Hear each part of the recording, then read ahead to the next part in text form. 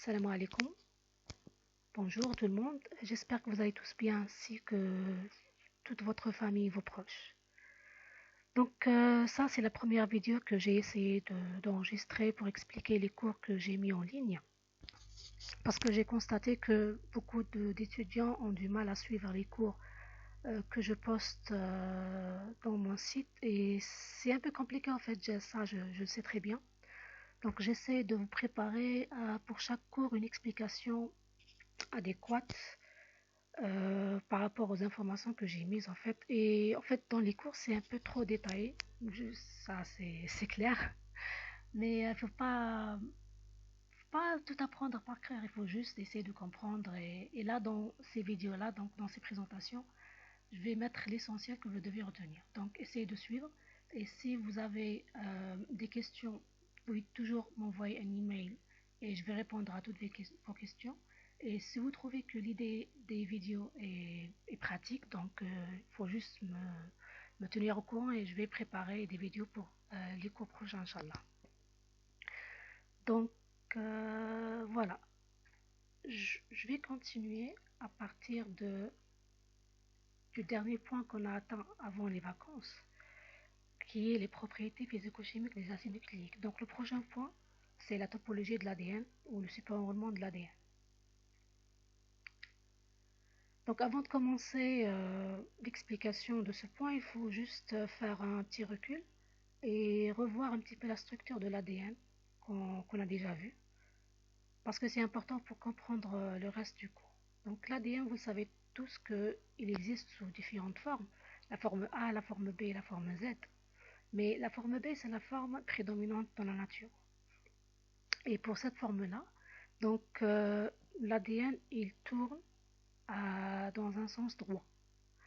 Et chaque tour, il compte exactement 10,4 paires de bases par tour d'hélice.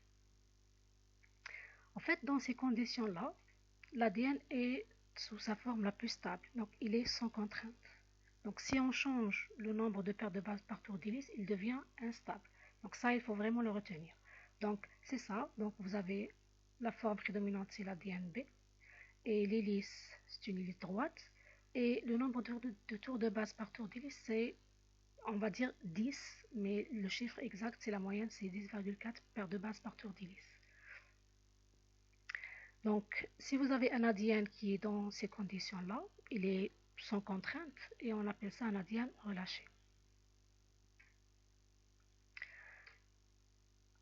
Donc, on parle toujours de l'ADN relâché qui n'a pas subi de contrainte. Donc, cet ADN relâché, il est caractérisé par un nombre qu'on appelle le nombre d'enlacement. Donc, c'est quoi ce nombre d'enlacement? C'est très simple. En fait, le nombre d'enlacement, c'est le nombre de tours que fait un brin autour de l'autre. C'est tout simplement le nombre de tours d'hélice dans la molécule d'ADN. Donc, si vous avez un ADN relâché, et bien sûr, il contient 10 paires de bases par tour d'hélice, le nombre d'enlacements dans cet ADN relâché est égal au nombre de tours d'hélice. Donc, on va juste, pour calculer ce chiffre-là, on va juste prendre le nombre de paires de bases de la molécule d'ADN et diviser par 10, qui est le nombre de paires de bases partout.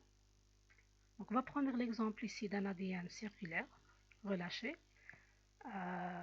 qui compte 400 paires de bases. Donc, puisque chaque tour d'hélice il mesure 10 paires de bases, donc le nombre de tours d'hélice dans cette molécule-là est 400 par 10, c'est 40. Donc, le nombre d'enlacements est égal au nombre de tours d'hélice et c'est égal à 40. Donc, c'est comme si le brin d'ADN ici rouge, il tourne 40 fois autour du brin noir. Donc, c'est ça le nombre d'enlacements, c'est le nombre de tours qu'un brin fait autour d'un autre. Maintenant, le nombre d'enlacements, s'il est égal au nombre de tours d'hélice, dans ce cas-là 40, l'ADN est relâché. Le problème, c'est que lorsqu'on change le nombre d'enlacements, c'est-à-dire que soit on le diminue, soit on l'augmente, l'ADN il devient contraint, donc il est sous contrainte. Pourquoi il est sous contrainte? Parce que le nombre de paires de bases par tour d'hélice devient supérieur ou inférieur à 10. Et on sait que si le nombre de paires de bases par tour d'hélice est 10, l'ADN est stable. Si le nombre est différent, soit supérieur, soit inférieur, donc l'ADN devient instable. Et normalement, l'ADN, s'il a des extrémités libres, donc il peut relâcher la tension sans problème. Mais si les extrémités d'ADN sont fixées ou si l'ADN est fermé sous forme circulaire, donc la tension ne peut pas être libérée. Et c'est pour ça que l'ADN, pour regagner sa stabilité, qu'est-ce qu'il fait? Il va compenser la tension et il va adapter une structure en superhélice. Donc on appelle ça un super-enroulement. C'est quoi la superhélice? C'est une conformation tertiaire de l'ADN. Ça, c'est une topologie de l'ADN dans laquelle la double hélice, elle tourne sur elle-même. Donc là, ça c'est une vidéo qui va expliquer un petit peu ce phénomène de super-enroulement. Donc, dans cet exemple-là, vous avez un ADN circulaire relâché. Donc, dans cet ADN relâché-là, donc il est stable. Dans la double hélice, donc vous avez 10 paires de bases par tour d'hélice. Donc, si l'ADN est coupé et un tour d'hélice est éliminé, donc le nombre d'enlacements va changer. Il devient réduit par un tour. Cet ADN-là, il devient instable et il va essayer de regagner sa stabilité et il va acquérir ou adapter une structure en super-enroulement. Donc, on a une structure maintenant en super-hélice. Donc, le sens de la super-hélice est toujours inverse du sens de la contrainte originale. On va expliquer ça tout à l'heure. Donc, supposons que vous avez un ADN super enroulé. Non. Donc, je vais juste revenir un petit peu en arrière parce que j'ai oublié d'expliquer quelque chose.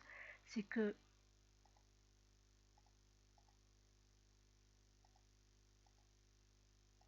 voilà.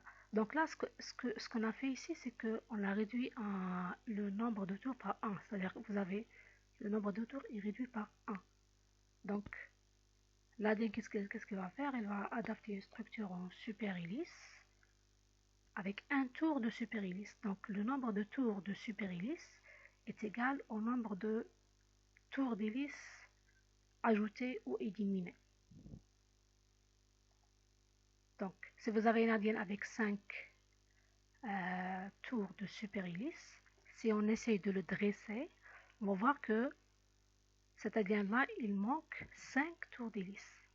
Donc, si vous avez réduit le nombre de tours d'hélice par 5, vous aurez une super-hélice avec 5 tours de super-hélice.